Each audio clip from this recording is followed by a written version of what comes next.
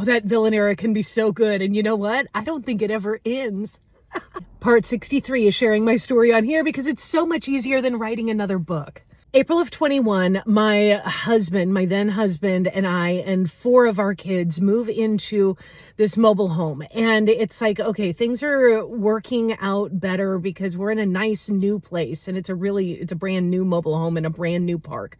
We were only like the 5th family to move in. And it was really cool, but everything was real short-lived because now I'm starting to clock his patterns of making promises and not following through and not being consistent.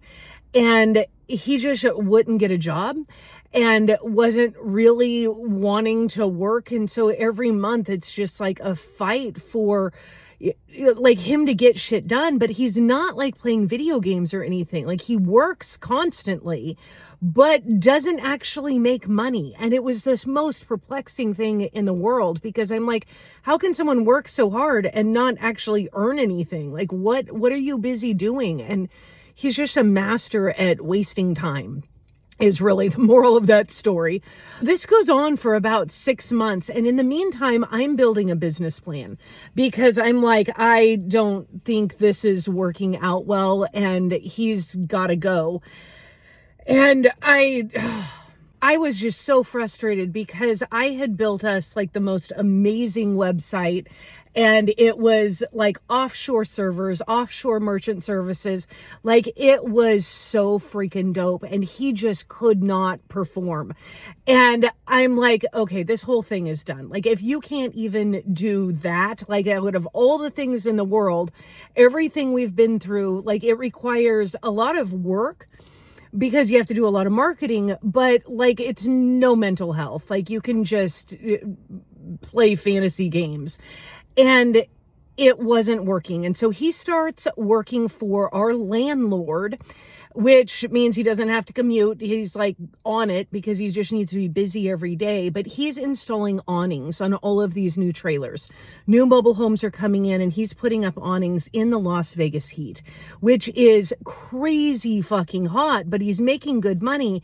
And I'm just like, why does he torture himself? Like, it's the weirdest thing. Is I've never seen someone like want to work and say they don't want to work, but it's like he works so hard and he doesn't need to.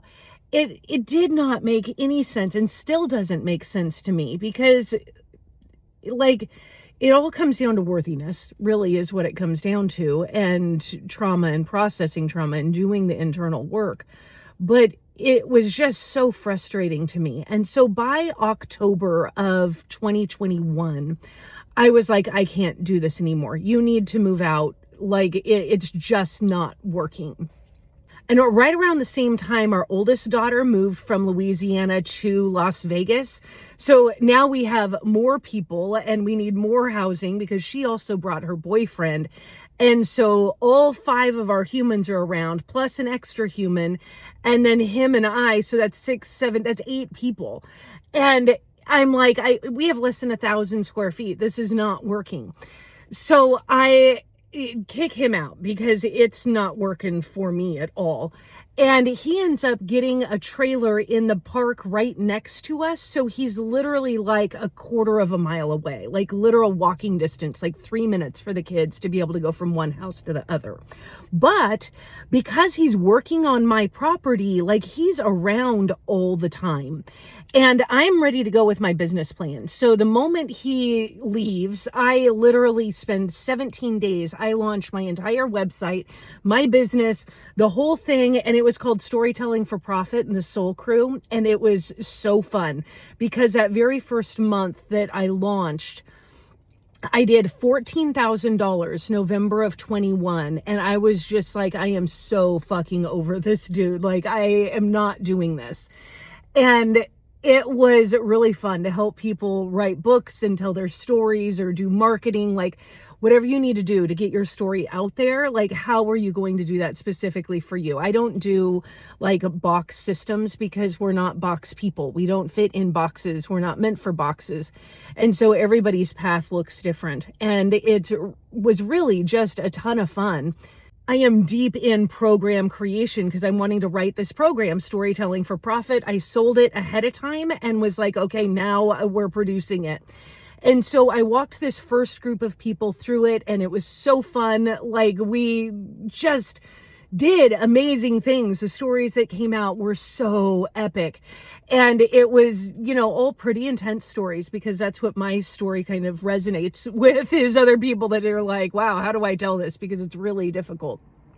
And so people are learning to be bold and share their stories and write the books and do the timelines and do all of the things that make telling your story fun and profitable and really work for you.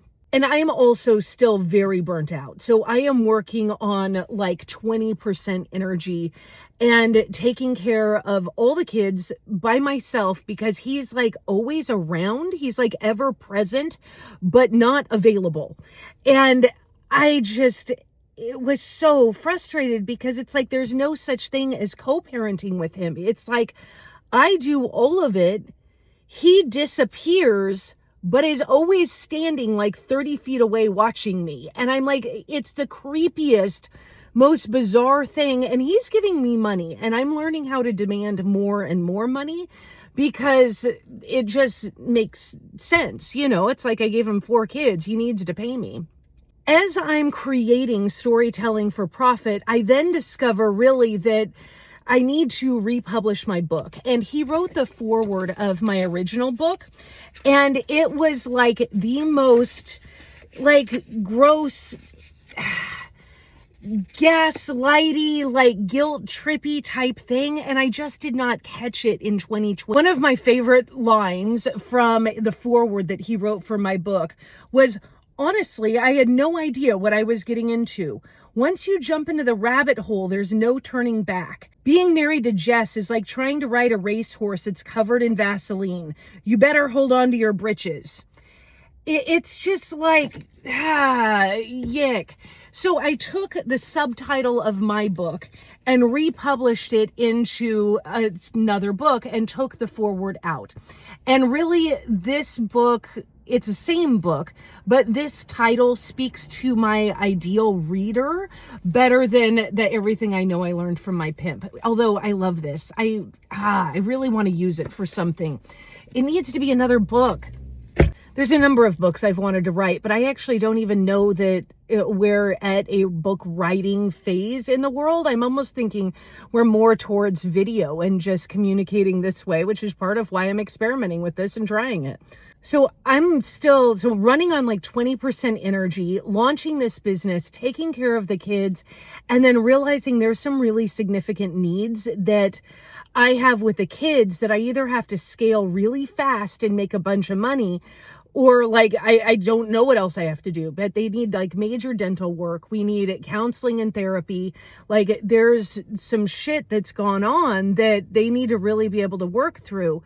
And I need to be able to make a bunch of money to do that. And the pressure of going, okay, how do I manage the mental health of my children? Like, how do I help them step more into who they are while running a business and still really being in the hood? It was just more than I could take at that phase of my life. And so I would do the launch, make some money, but then it's like 14,000 isn't enough to like carry you for very long, especially with a large family.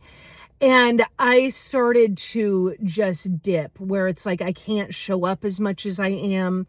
I have to do something different. And that was probably one of the most challenging parts of being a single mother, is how do you manage your energy and keep it flowing? So that'll come up next.